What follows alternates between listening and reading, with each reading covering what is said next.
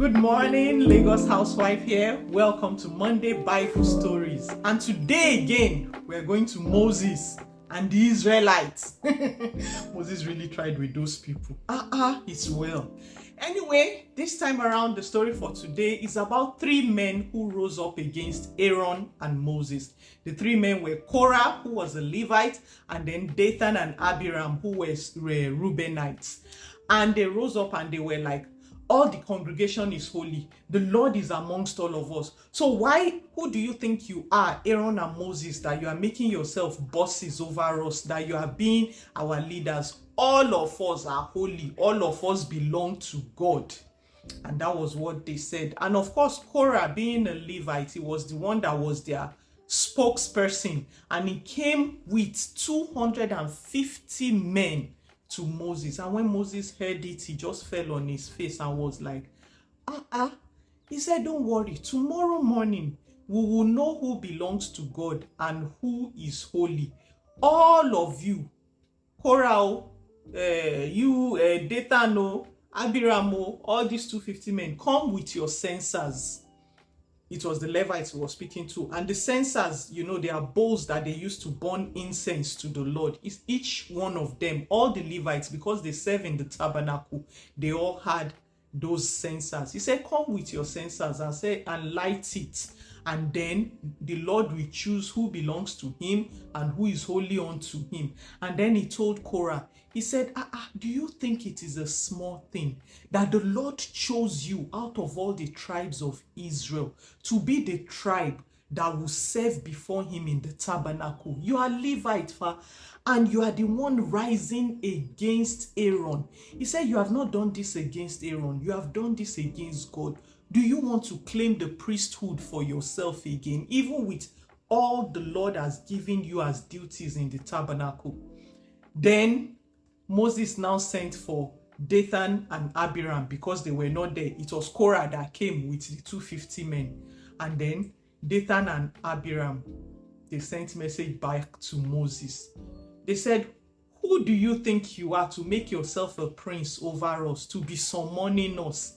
Said, you took us from a place where we were eating milk and honey and brought us into this wilderness.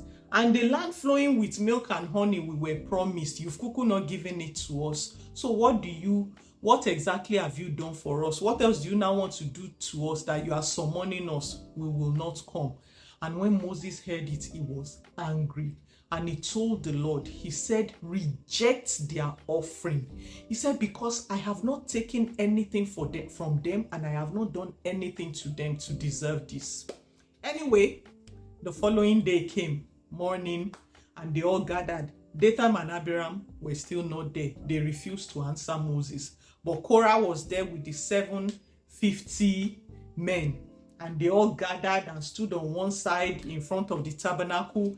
And then Moses and Aaron and all the other Israelites too were also gathered there. And the Lord told Moses and Aaron, he said, separate yourself from this congregation. Let me deal with them because these people. And Moses said, Lord, please do not do that. He said, one man cannot sin and then every other person will suffer. The person that sins should be the one to bear the consequence. And then God said, tell everybody to move away from the tents of Korah, Dathan, and Abiram, because my judgment is about to fall. And Moses said, everybody, let us go. Since they refused to come, let us go to them. And everybody followed Moses and they went into the camp where the tents of Dathan and Abiram were. And then Dathan, Abiram, they came out of their tents with their wives, with their children, with everyone and all that. And Moses said, every other person, separate yourselves from these people. And all the other Israelites moved away. And it was remaining the three men who were against Moses and the 250 men that were with them. It was now remaining them on one side. And Moses said, today you will know whether the Lord called me or not by the new thing he will do. He said, if these men die like normal death, then the Lord did not send me. He said, but if the Lord will do a new thing and the earth will swallow them up, then you will know that the Lord sent me. And immediately as he said that, the ground just opened up and swallowed the 250 men, Dathan, Korah, Abiram, their wives, their children, everyone that was with them. The earth swallowed them up. And all the other Israelites, they fled, shouting, running away. Hey! And then the Lord said, their censers, all the censers, because the censers fell, the censers were not swallowed. You can imagine that. That's to show the power of God. He said, their censers, he said, because they are holy, remove it and beat it into shields and place it on the in the tabernacle as a remembrance. You think normal human beings, maybe the story should end there, but we've learned that these Israelites were anything but regular.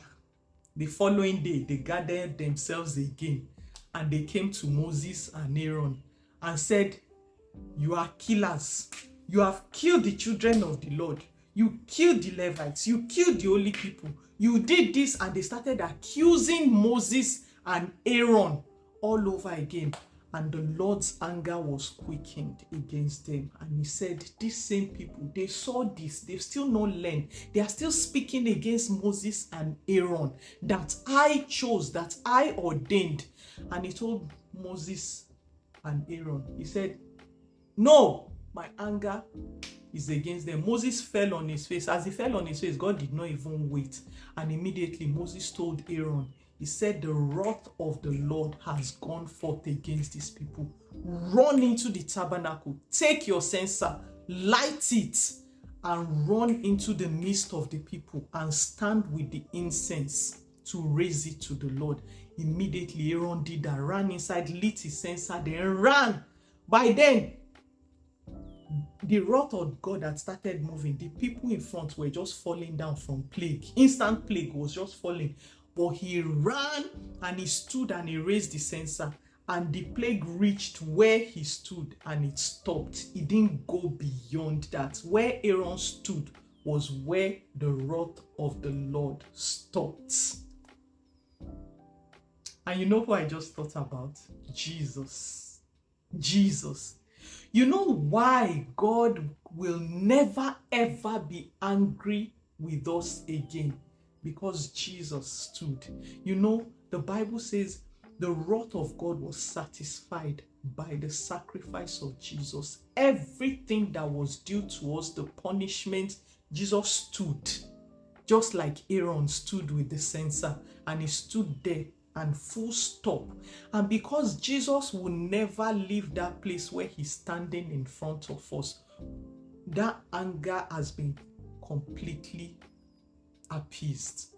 So what do you think you can do that can make God angry with you when Jesus has borne it?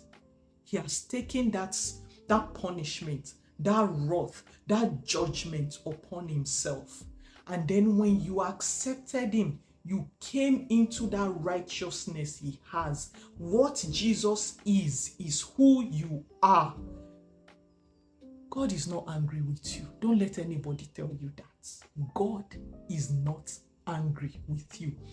If Aaron with an ordinary censer can stand and the wrath of God stopped, the anger of God stopped, how much more Jesus?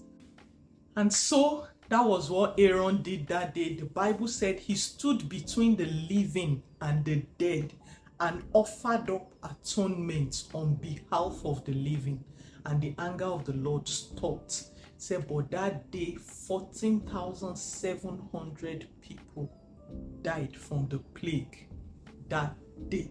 Apart from the Korah's people that had died with that second day that they spoke against Moses and Aaron, 14,700. But everybody that was at the back behind where Aaron stood, they were spared.